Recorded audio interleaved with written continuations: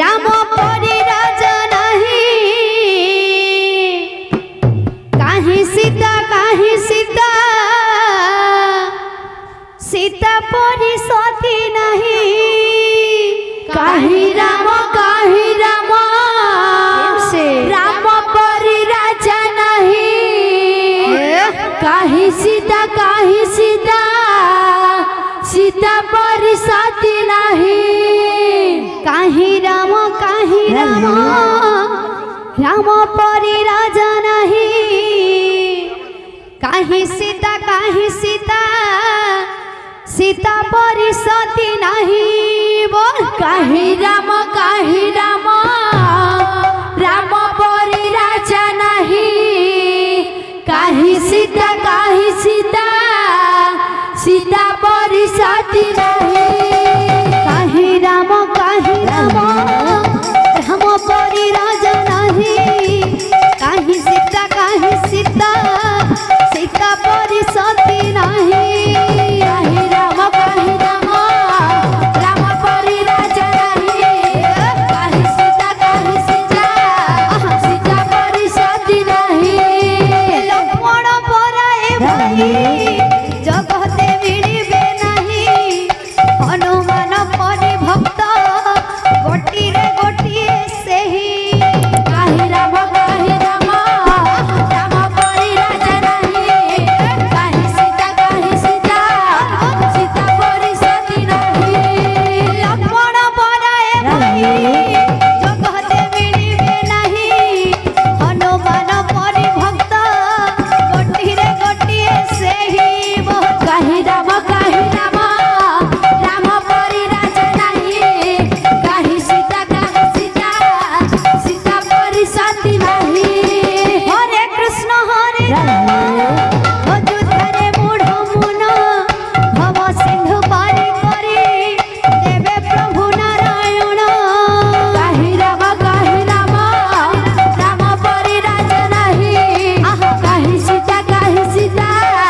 सीता परी सती नहीं हरे कृष्ण हरे राम अयोध्यारे मूढ़ मुन भव सिंधु पारी करी देवे प्रभु नारायण काहे राम राम परी राजा नहीं काहे सीता सीता परी सती नहीं काहे राम राम परी राजा नहीं काहे सीता सीता परी सती नहीं काहे राम राम परी राजा नहीं काहे सीता सीता परी सती नहीं काहे राम राम परी राजा नहीं काहे सीता सीता परी सती नहीं काहे राम राम परी राजा नहीं काहे सीता सीता परी सती नहीं काहे राम राम परी राजा नहीं काहे सीता सीता परी सती नहीं काहे राम राम परी राजा नहीं काहे सीता सीता परी सती नहीं काहे राम राम परी राजा नहीं काहे सीता सीता परी सती नहीं काहे राम राम परी राजा नहीं काहे सीता सीता परी सती नहीं काहे राम राम परी राजा नहीं काहे सीता सीता परी सती नहीं काहे राम राम परी राजा नहीं काहे सीता सीता परी सती नहीं काहे राम राम परी राजा नहीं काहे सीता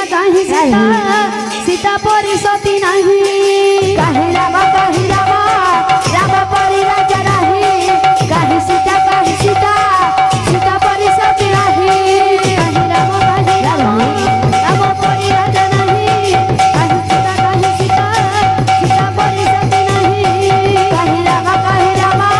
राम परी राजा नहीं काहे सीता सीता परी सती नहीं बोल जाए प्रेम से राधे श्याम। समस्त भक्त मनोकामना परिपूर्ण हो बुलानंद एक बार हरि बोल। मामा सिंह